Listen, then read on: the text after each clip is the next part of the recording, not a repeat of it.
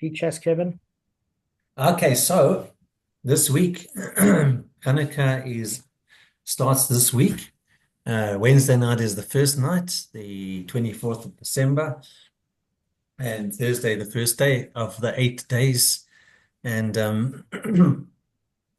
one thing is when you light the Hanukkah candles is to publicize the mitzvah, which and the Hebrew term is called persumay nisim.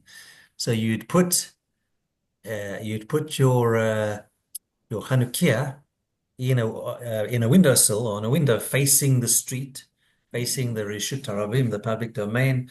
Or what they do in Israel here is they have by a gate or by the out front door, they have like a casing where they put a Chanukiah inside so people from the street can see. But in my case here, I'm not in that position. So I'll put it in my kitchen.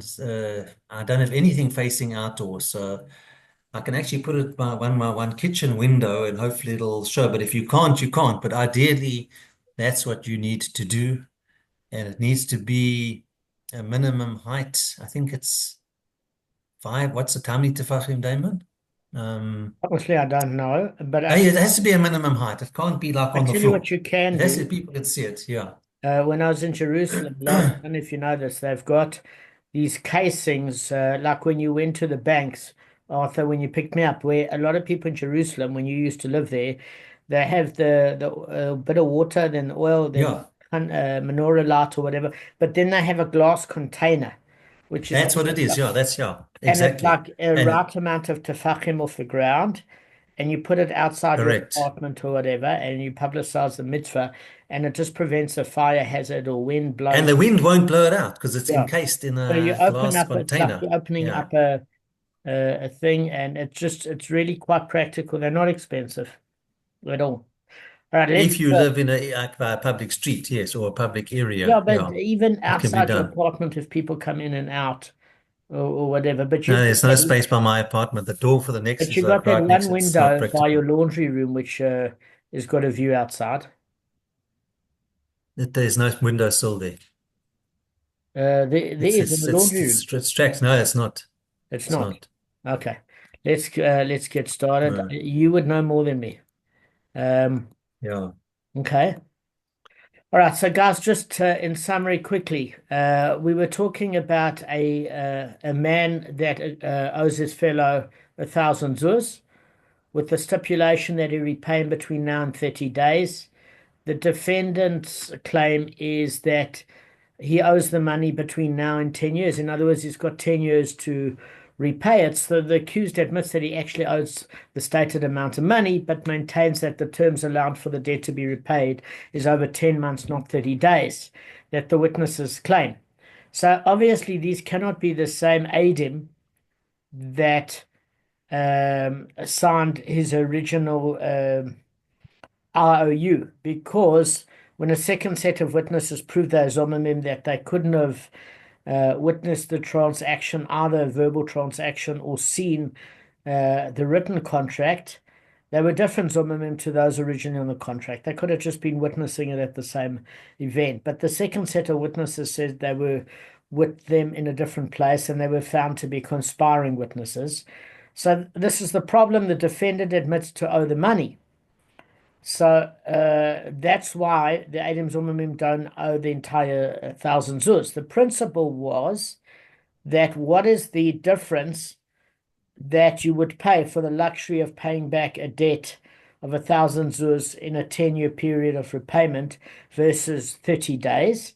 And that difference of what the money is actually worth, meaning what you'd pay for the privilege of loaning that money with more time to pay, is what the Adim Zumimim pay.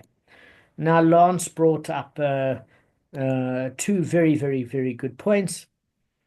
The first one is he said this sort of payment would seem to be interest on a loan, which the Torah prohibits.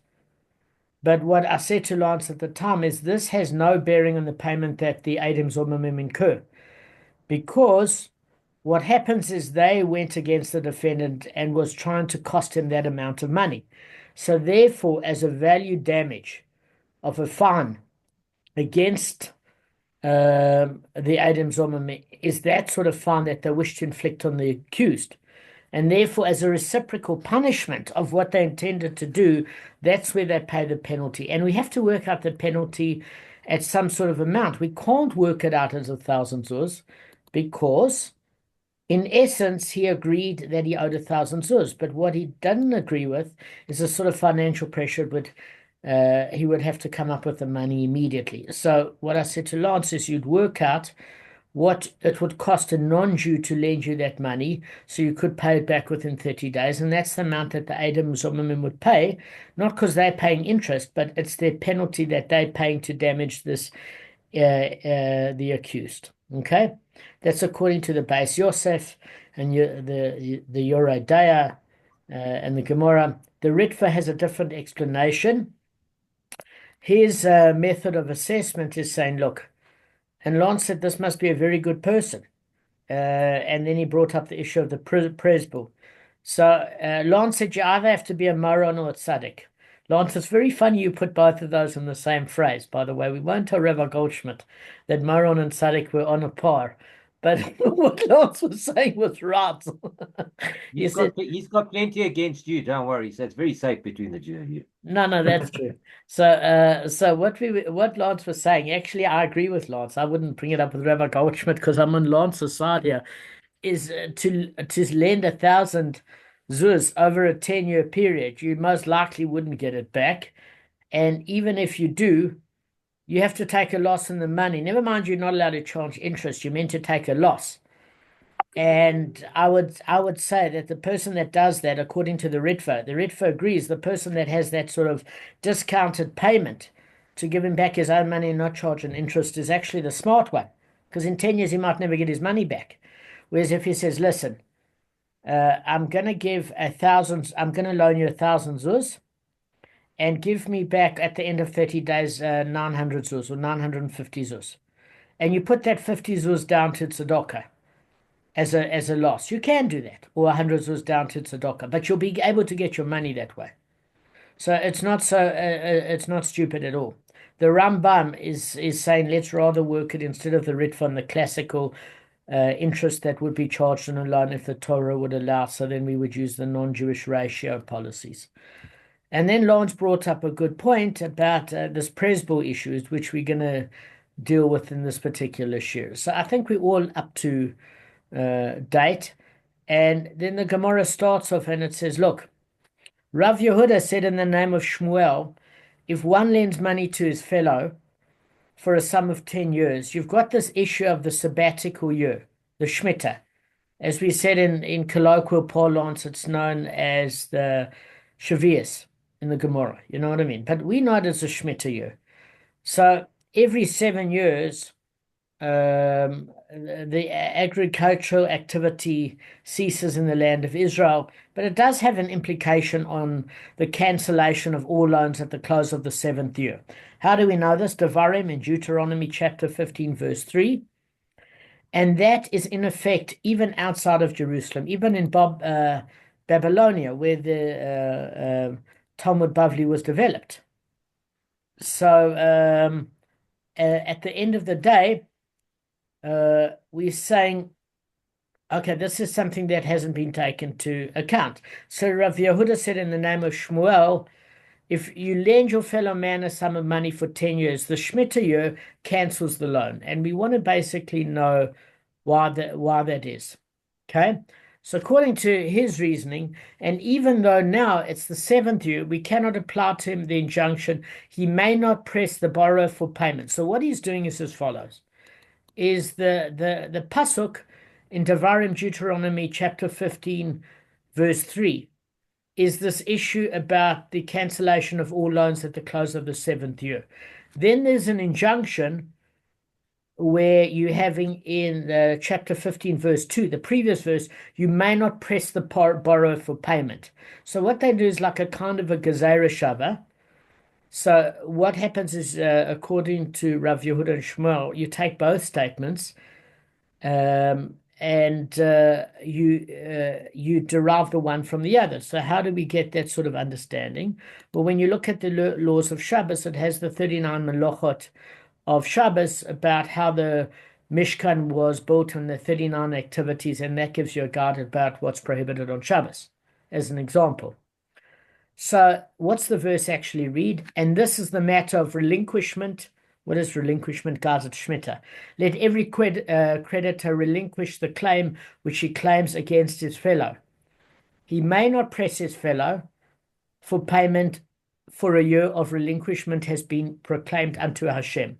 So that's the injunction which bars a creditor from collecting a loan which has been cancelled by the passage of Shemitah, the sabbatical year. So all he's saying is, look, in any case, the debt isn't due until 10 years have passed. We still have to apply the commandment at the beginning of the verse, and Shemitah cancels the debt. So ultimately, if the 7th year is going to intersect before the payment is due in the 10th year, it means at that point the Shemitah cancels from that point forward any money that's owing because of the injunction he may not press in the pasuk. Okay. So in other words, the injunction isn't limited to the 7th year. Rather, the verse is understood to mean that you may not press the borrower whenever the debt comes due, because the passage of Shemitah has already cancelled it. And it can also be applied to debt which is not yet due in the Shemitah. So the minute it intersects, it cancels the loan. So Rav Kahana has a problem with Rav Yehuda. And he was saying that quite clearly, and this is where Lance's discussion is going to come. I'm doing a review because unless you guys can give it back to me, you need the revision for a sentence or two. And Rav Kahana said, I've got a big problem with Rav Yehuda's ruling. Because we learned in our Mishna right now in Makkos in 3a3, we assess how much a person would be willing to give to have 1,000 zudis in his possession for the difference between having to repay them within 30 days and 10 years, meaning that money is worth something, and therefore if you can pay it within 10 years, you'll pay a premium to not be put under financial pressure. And since the Eidim Zomamim only have to pay that pressure that they caused unto the defendant, and he's not denying the loan itself, then if Rav Yehuda is saying that the sabbatical year cancels the debt, even though it hasn't fallen due, because of this injunction of verse 2 and verse 3 of chapter 15 of Deuteronomy, then you've got a heck of a problem. Because why bring it up in the Mishnah? What it means then is that if in 30 days I have to pay 1,000 zuz, but in 10 years I don't have to pay any debt because the Shemitah year intersected it in year 7, then I'm off the hook for 1,000 zuz. And if you're telling me now, as Eidim Zomamim I owed in 30 days, you've cost me 1,000 zuz. Okay? Which means as the Eidim Zomamim now you must pay 1,000 zuz, not the premium you would pay for the difference of that interest on loan. So that's Rav Kahana's argument against Rav Yehuda's quoting of Shmuel. And it's a good point. Now, who brought up this issue? It was Lance that brought up this issue of the presbyl. And I said Lance should have taken the lotto numbers the other week because he was dead on the money all the time. So what did we say? Rava answers that objection with exactly the same similar thing to what Lance said. I mean, it intersects, but he does add more than what Lance did, but Lance was on the right track. In our Mishnah, we're dealing with a case of one who lends on collateral or one who hands over his loan documents to the court. In both of these cases, Shemitah does not cancel the obligation, as stated in the Mishnah, which the Gemara will now cite. Because we have learned in a Mishnah, it's a different Mishnah, it's in Shavuos, chapter 10, verse 2, one who lends on collateral and one who hands over his loan documents to the court does not have his debt cancelled. So what does this mean? Is that Rashi equates this with the prosbyl, exactly as Lance said, and that was instituted by Hillel to be effective in circumventing the Shemitah cancellation. And Kevin brought up the great reason why this is the case. This is the case is that you're not going to lend the poor any money if you know they're not going to pay you back because you're also under financial pressure. And therefore, Rav Hillel said it's not a contradiction to the Torah. It's basically the lender draws up a document stating, I submit to you so-and-so, the judges who are in such and such a place, that every debt due to me I will collect whenever I wish, That's not quite a prosbul, but it's along the same sort of lines. Tosfot says a prosbul is slightly difficult to equate with this. It basically is a separate document that the court has issued to collect. In other words, one Jew can't press another Jew for money, but the courts can collect money. So prosbul differs according to Tosfot, according to Rashi, not. It's in Gittin and 36 daf in Aleph and Bet, and it's a rabbinic provision about handing over the loan documents, and it's scripturally effective in actually avoiding cancellation of debt. So it's not just a rabbinic override of the deraisa. In fact, it's scripturally effective because you're handing it over to the court. So the two provisions, although they're not identical, because a prosbul is effective with mere written proclamation, the scriptural exclusion spoken of here is actually physically handing over the original document to the court.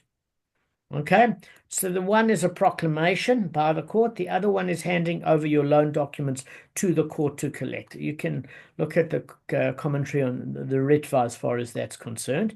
It doesn't matter, guys, because according to Rashi, in both of the cases, the prohibition not to press the borrower doesn't apply. It doesn't apply because you're not pressing, the court collects, okay? Therefore, the individual is prohibited from collecting from another Jew, a Jew from a Jew. But the court can collect the debt on behalf of him. Okay, that's number one. Number two, it mentions this issue, Lance, of collateral. If you have collateral, there's not a problem. And the reason it's not a problem, guys, can anybody tell me what the reason why it's not a problem on collateral for? Any reason? It's not interest. Actually, Gavin, that's a good point. The Gemara doesn't bring that up. I think that's a sound point.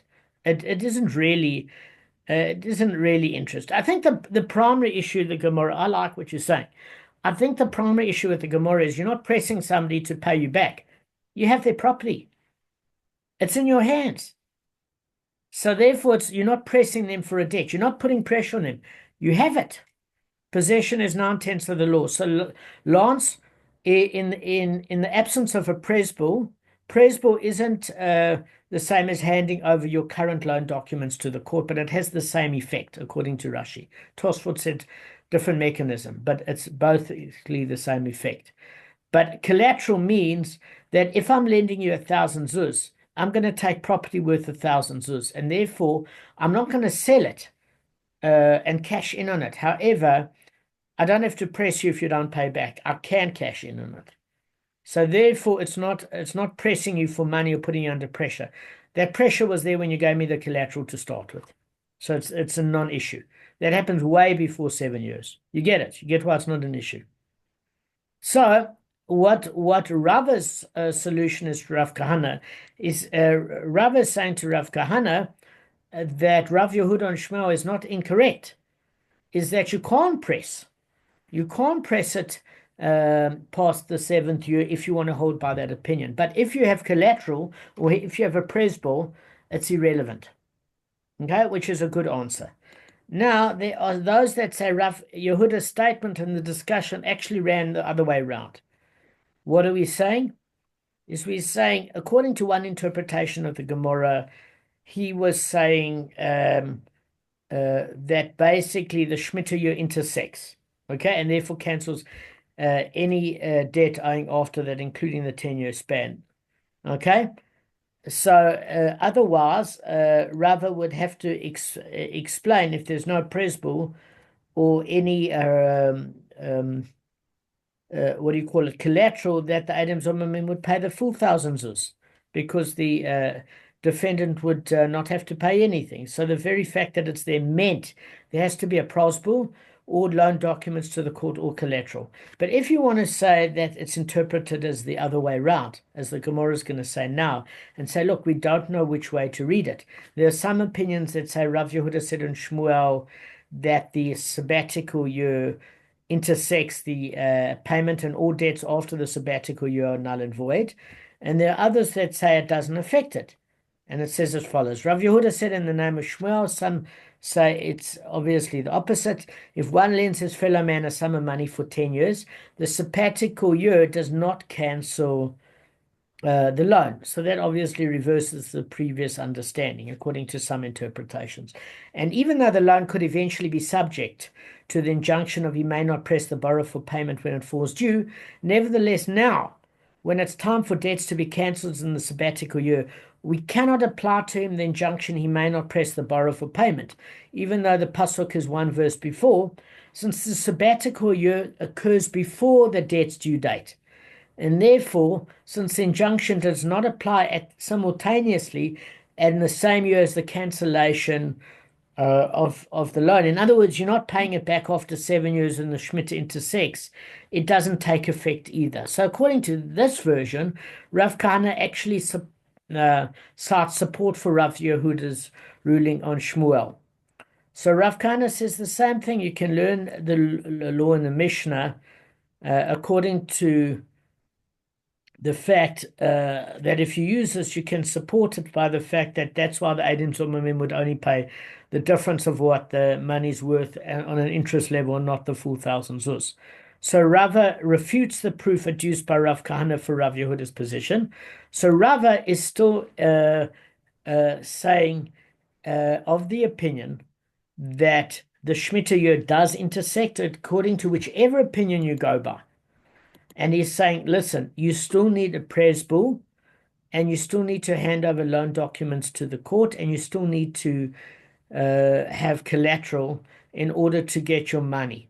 And in this particular case, the defendant or the accused has that, and it's on that basis that the Eidim Zomamim don't pay the full 1,000 zuz. Otherwise, in lieu of the fact that he didn't have that, they'd have to pay the full 1,000 zuz. And his reference again is in Shavias. Okay? We learned in the Mishna, one who lends on collateral gives his loan documents over to the court according to Rava, does not have his debt cancelled, and that explains Rav Yehuda's ruling either way. So, again, whichever way you interpret Rav Yehuda's interpretation of Shmuel, whether it's according to a Mishnah, which Rav Kahana supports, or against our Mishnah, which Rav Kahana argues, our Mishnah stands, it's not a contradiction, is that Rav Kahana stands with our Mishnah either way, and Rava stands with the fact that there has to be collateral or prosbul or loan documents handed over to the court. Is that fairly clear, guys? I'm not going to get into it anymore. We can move on. Yeah, got it? Yeah. I just need the button for 1 second. Sorry, Sure. if you can just I'll repeat this put it on question. pause. Just hang on. Hang on. I didn't really hear the conversation. I heard the last part. Sorry. Okay, so David, a quick question. sure. Okay, so the value of the fine, okay, it's not dependent on the 1,000 zuz, it's dependent on you calculate it based on the interest that a goy would charge. Now that amount, is it worked out on the 30-day period or on the 10-year period? Excellent question. So it doesn't have to be 1,000 zuz. The reason why the Gemara, the Mishnah uses the 1,000 zuz is merely the example at which you can take this case and apply to other cases. So it could be. Yeah, but I'm just 400. saying.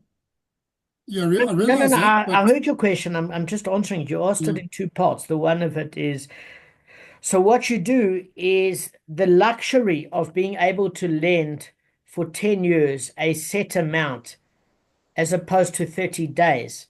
That amount that you'd pay, the interest on the principal amount, is what the Eidim Zomamim have to pay. So first you would need the principal amount. How much are you borrowing? And then the term at which you would borrow. In other words, how long? How many months, how many years, etc. And based on the loan amount as well as the term of repayment, that's on how the interest is calculated. And that's what we make the Eidim Zomamim pay. The difference between the 30 days and the 10 years, yes.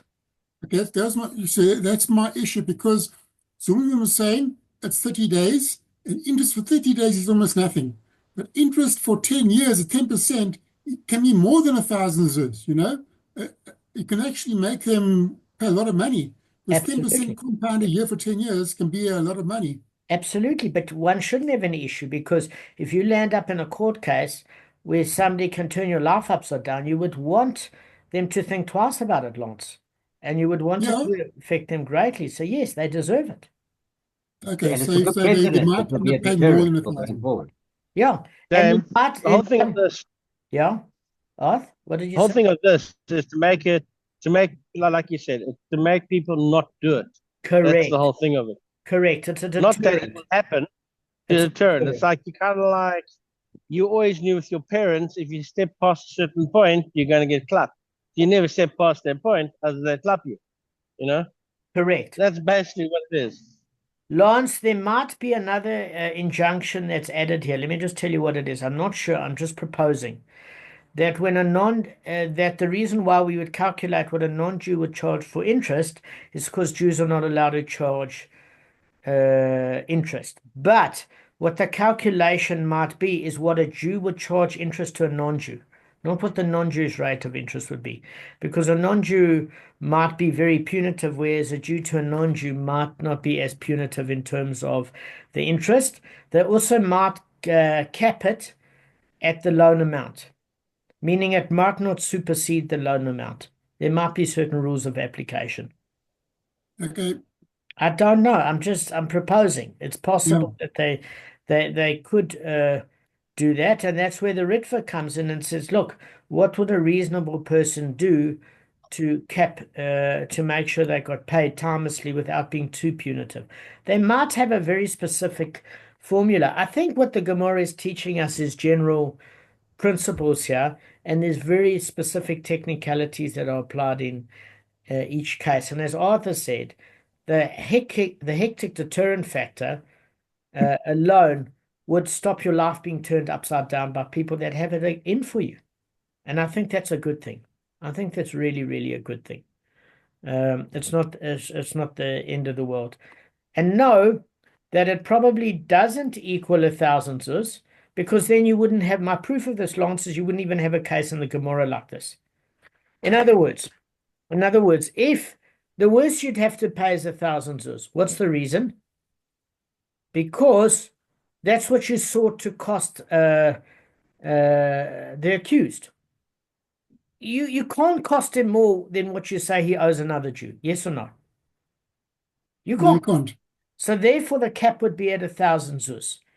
But then, if the cap is at the actual loan amount, then you wouldn't even bring this case forward. Do you get what I'm saying? Because why bring it forward?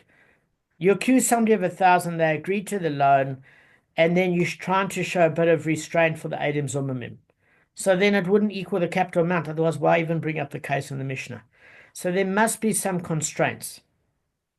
There must be some reasonable constraints. I don't know what they are. But it would have to be less than the loan amount. Otherwise, there's no point in bringing this up. Well, why bring it up if you end up paying the same amount? On principle, maybe. I don't know. But certainly not more than 1,000. All right.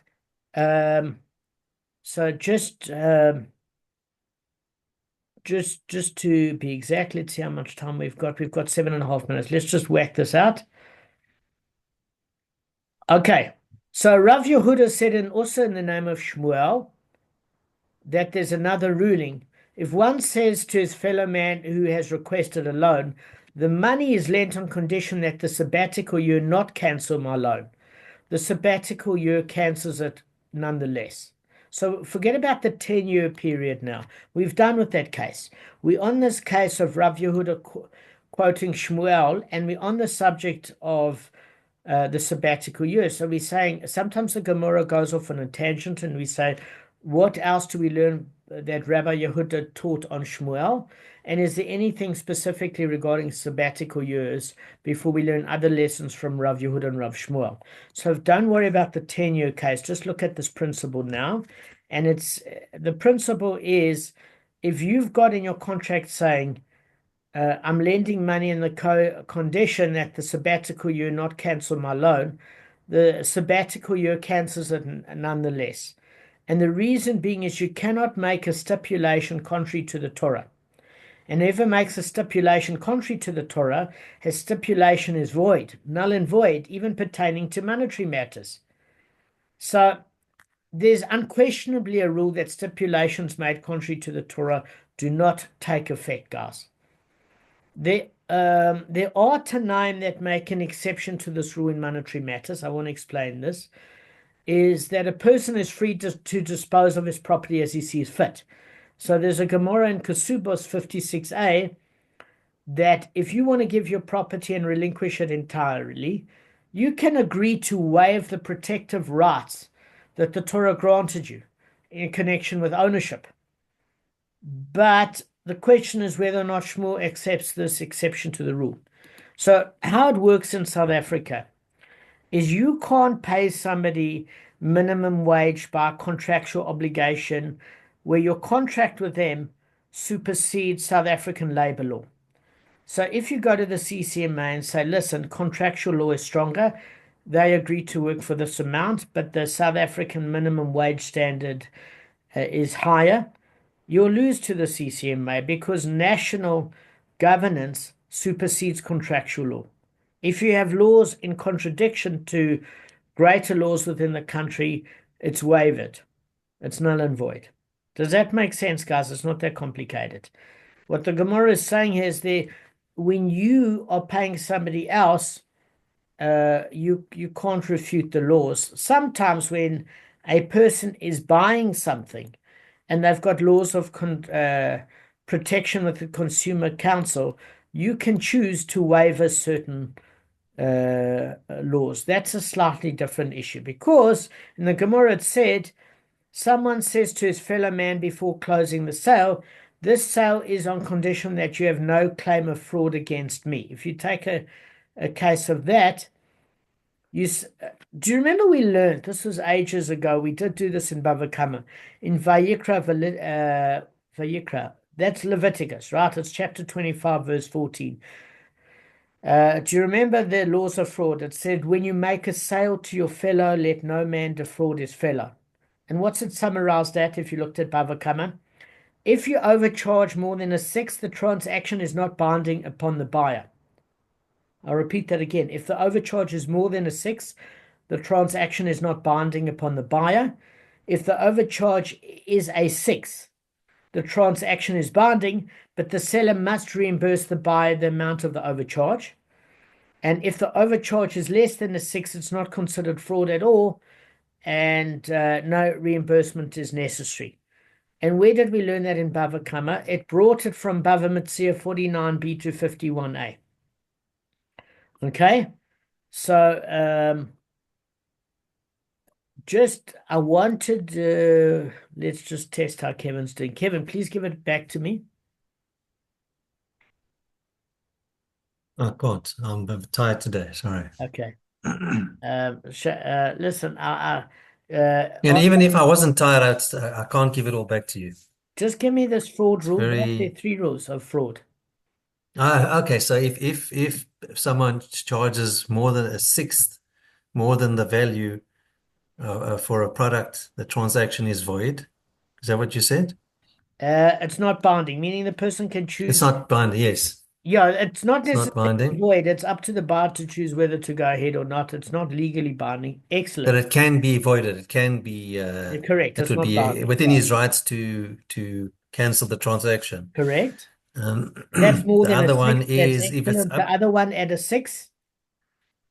So this that is is for more than a allowed. 6. And what about for a sixth more? Up to a six is okay, is acceptable. No. So there's 3. You got it right. More than a 6, the contract is not binding and he can get out of it. If you charge a sixth, what's the law then? You have the option. You don't have the option. It's Legal. It's It can be binding. binding. It's binding, but the seller must reimburse the buyer the amount of the overcharge. But in retail today, practice, this was in biblical times. No. We'll get The to that. Before we people, confuse it, I just want to have it. So, Lance, when we say and it's what's the not, third? The third, when we then say what's it's the not third? There's binding, 3. he can get out of the contract. There's no it's not binding upon the buyer. He can leave, and he might say to the buyer, listen, just charge me market related, and then I can go back to the contract. If it's not binding, he has no reason to pay it. He has to be refunded. Yeah. And what we are saying, that's more than a 6. If it's a 6, the contract is binding, so he is legally obligated, but he has to be given back the overcharge. If it's less than a 6, there's no reimbursement at all, and it's not considered fraud. Okay? So up to a 6, up to a 6 1.599 is acceptable. Is acceptable. And Is that's that your maximum profit margin? so no. They're not talking about profit margin. They're saying Yeah, this is comparative. They say what we learned in Bava with this the daf of Bavli 49b to 51a is we're saying comparative. This isn't profit margin. This is saying that if it's irrelevant what the profit margin is, all the retailers can make profit. But if you go to Checkers or you and you see it's they're charging more on the retail price, 1/6 more than